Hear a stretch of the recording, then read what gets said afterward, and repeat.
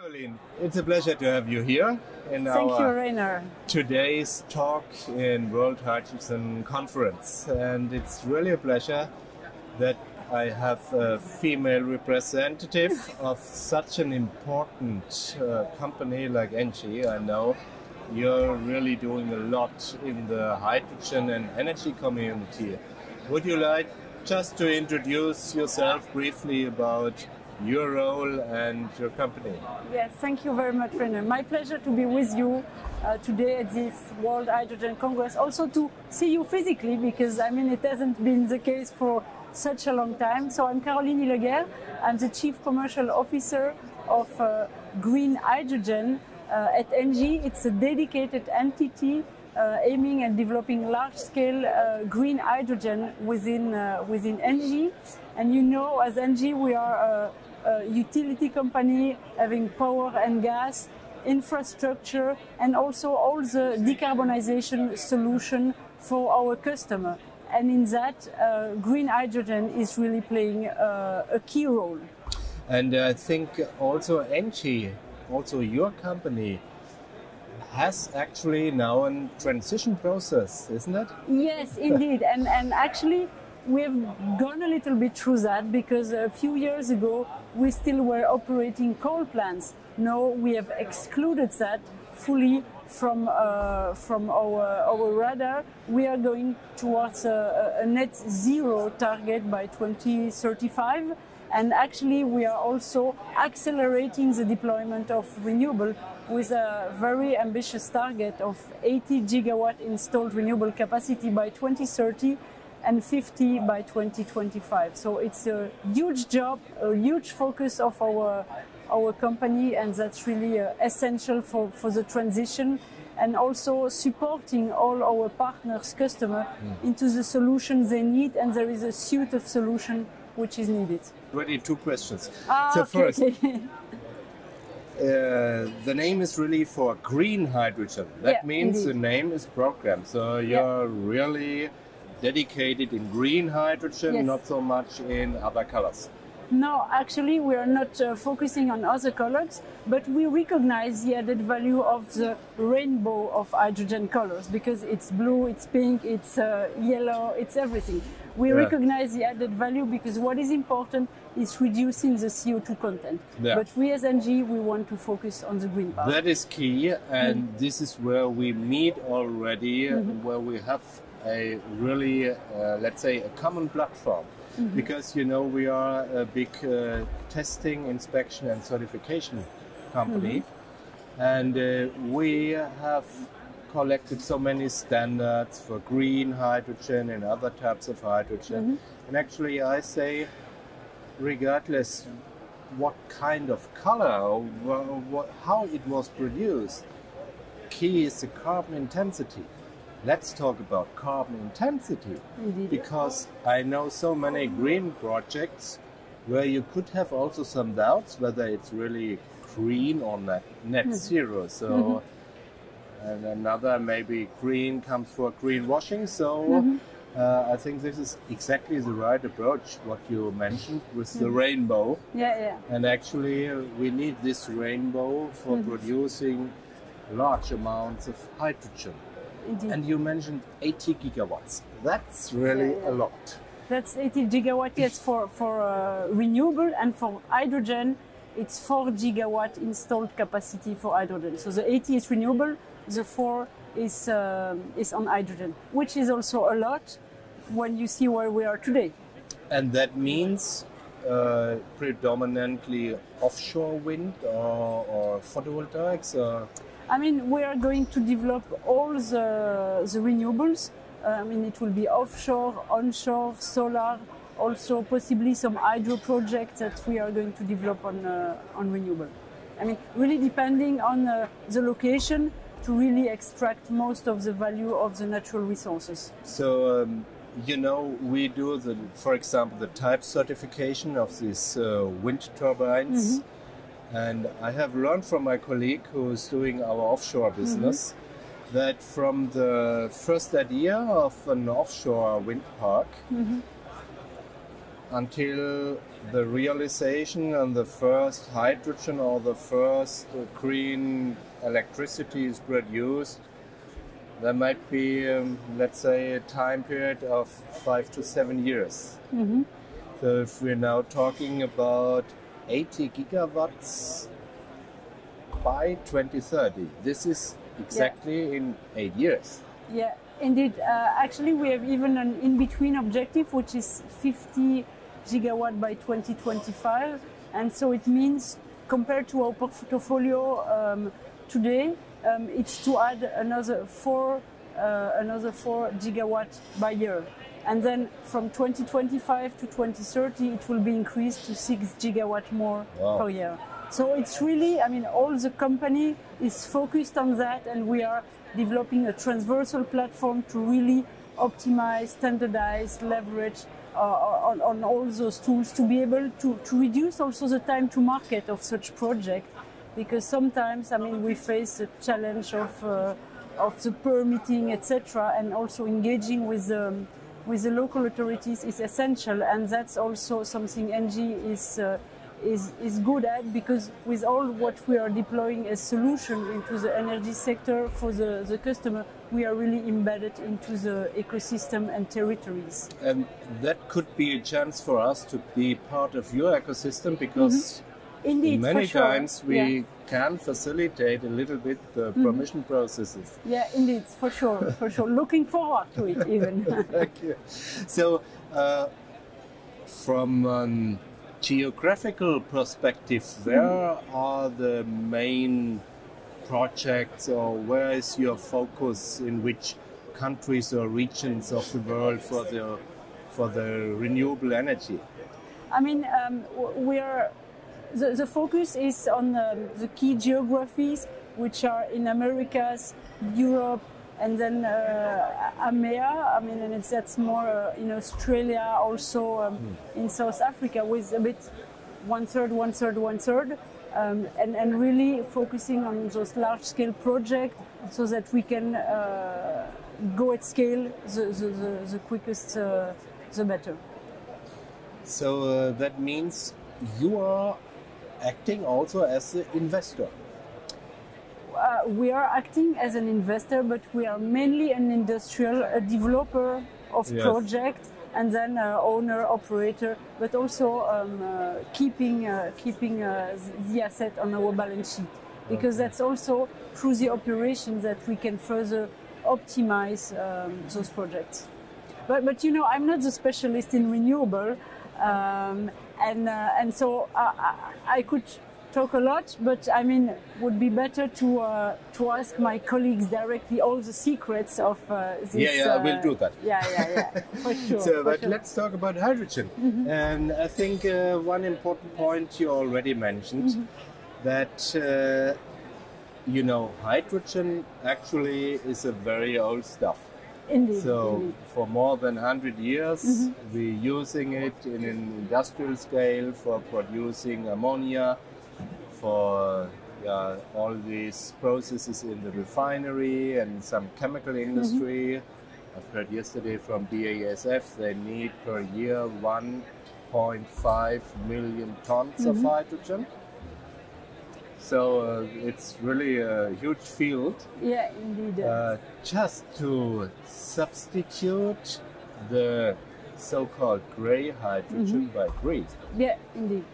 And this is, let's say, the old world. So now with hydrogen we are opening a quite new world. As you mentioned, we want to bring hydrogen into new applications in mobility. For example, we have lots of projects already for rail. We have the projects in the heavy duty, and even for household appliances, especially here in Netherlands, I have heard they're really targeting for the household also to use hydrogen. That means we also leave the old world where we have big energy providers producing electricity, bringing in the grid, and there is anywhere any customer who might use it. Same for gas. Yeah, indeed. Now with hydrogen, the world is much more complex because or we have to deliver the hydrogen to the place where it's needed for decarbonization, or we have to find new alliance, new ecosystems between hydrogen production and the application, maybe in steel industry, in chemical industry, wherever in the world.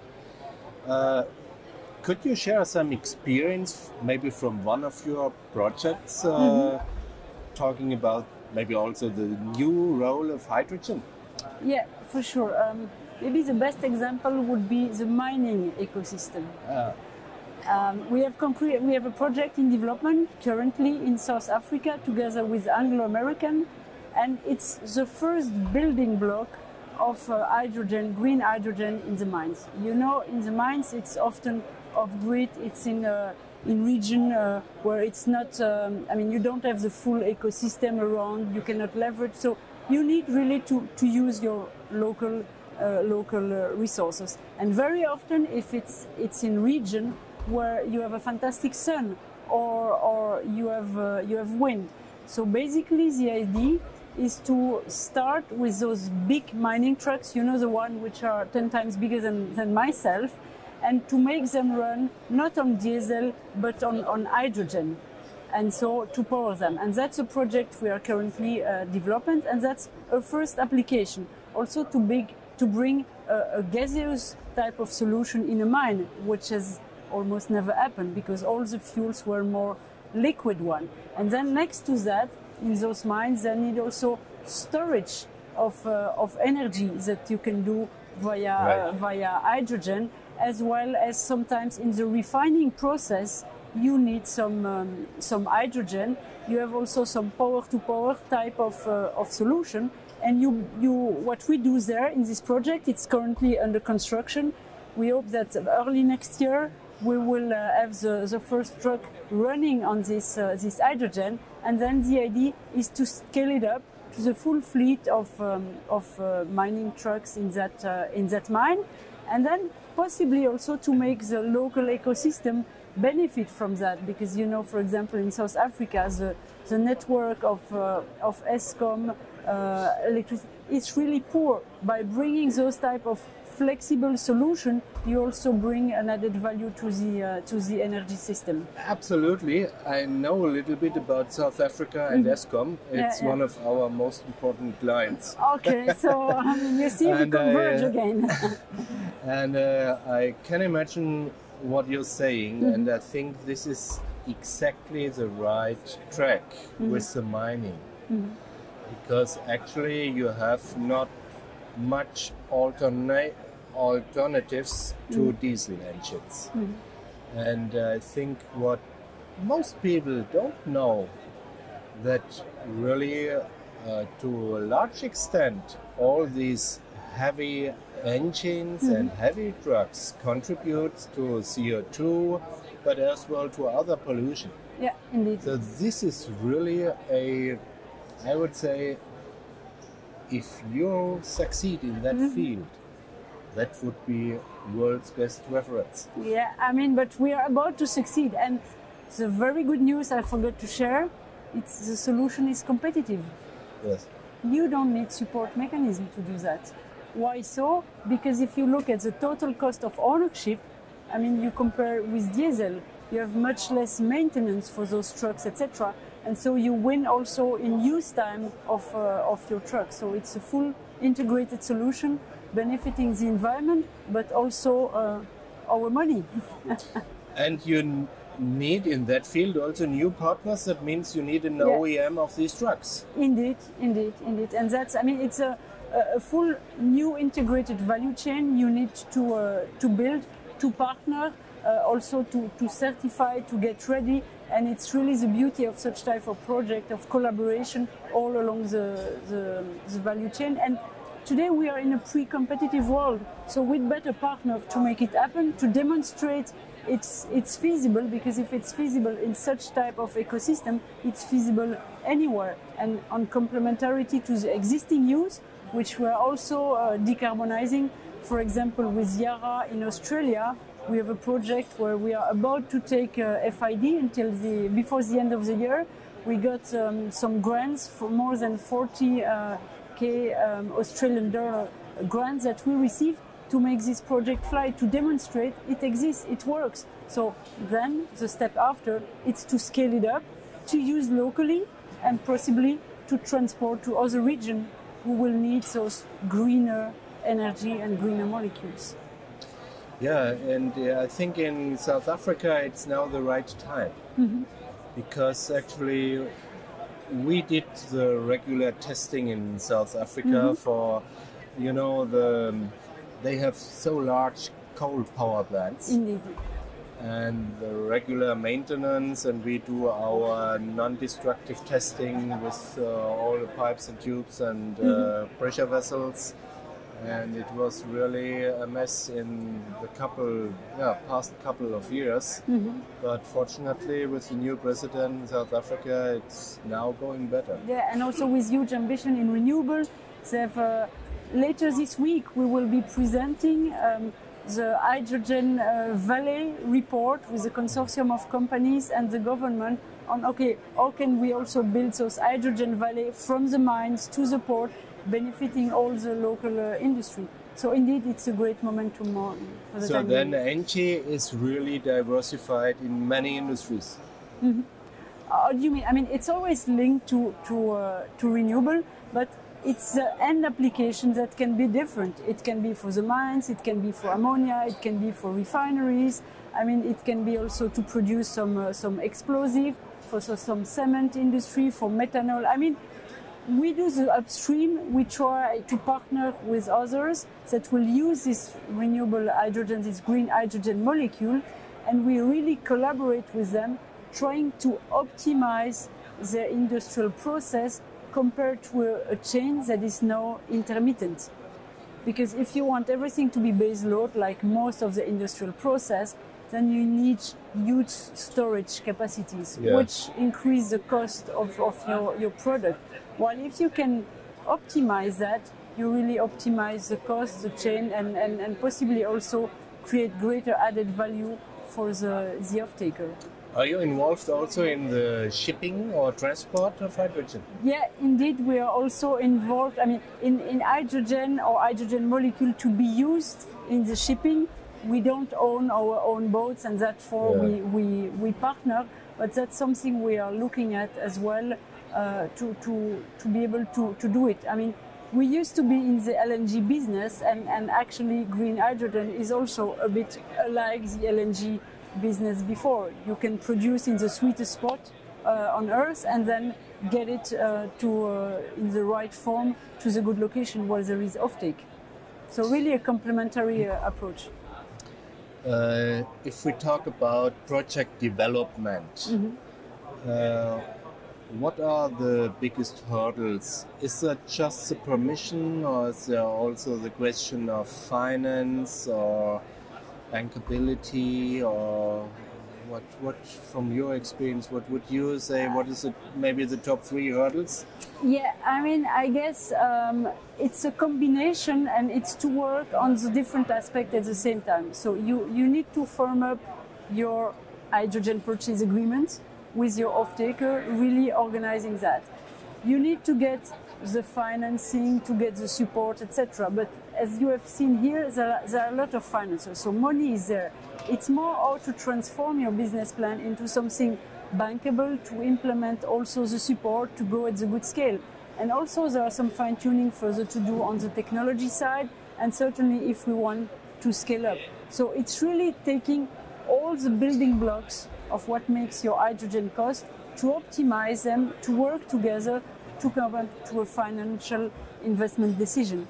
And I have a bit the impression, if I look, for example, at Europe, that we might have a bit of a bottleneck in the pipeline of all European companies on green hydrogen, trying to get the support mechanism, but not getting them directly. And it's true that administration, politicians have put in place a great framework, great regulation, great support mechanism. Now it's about a good time to implement it, to make it to the pocket of the companies that are going to invest in it, so that we can really implement those projects. And I would be very happy if within 1 year at the same conference we have further discussion on where we would be amazed on all the projects European companies or Europe would have achieved. I mean, in some other region it's the same. I mean, Australia has a bit of advance. The US is also now catching up with the new regulation, and then in South America we see also good project with leveraging on the renewable. So in China is always a little bit the hidden champion. Yeah, indeed, and they are doing very well as well. And I was discussing with some partners, and actually there the capacity is doubling every year. And it's true, I was not speaking of India, but they are also an example, and it's more than catching up. It's accelerating, yes. And by them being also front runner, all the capacities from the electrolyzer company, etc., will massively increase. I think the good thing is that really so many countries have understand the special role of hydrogen, and let's say the derivatives like also green fuels for aviation industry and the things. And I think there is, I'm an old hydrogen guy, because actually 30 years ago I did my master thesis on electrolyzers for producing hydrogen, because we had the same idea. You were a front runner actually, yes, and now you can implement it. And then sometimes in the last 3 decades, sometimes, for example, our boss, his first company car, now 20 years ago, was indeed a BMW hydrogen car. So no fuel cell, it was a direct combustion engine hydrogen. And, so it's all feasible because we already did it. And this is why so many people say, oh, it's another hype, so in 2 years. No, I'm really convinced. We have also, in a small study, we made a world map and indicated each state who has a dedicated hydrogen strategy. And it's more than 30 now. We have another 25 preparing their statement. And I think now, after the renewables, actually it's the cheapest energy source. Certainly seen the peaking prices the last days. And I'm quite sure there will be a lack of green energy, that's for sure. Everybody is targeting now for decarbonization, for carbon neutrality and all the things. So for that reason, we can't be fast enough realizing. Huh? So let's do it, actually. Let's scale up as well. I think that's a nice word for ending. Indeed. Really appreciate that Thanks you very much for the invite, Reiner. This let's continue our conversation towards concrete projects. See you next year then in Rotterdam. Yeah, we'll do that. See you. Thank you, Caroline. Thank you. It was a pleasure. My pleasure.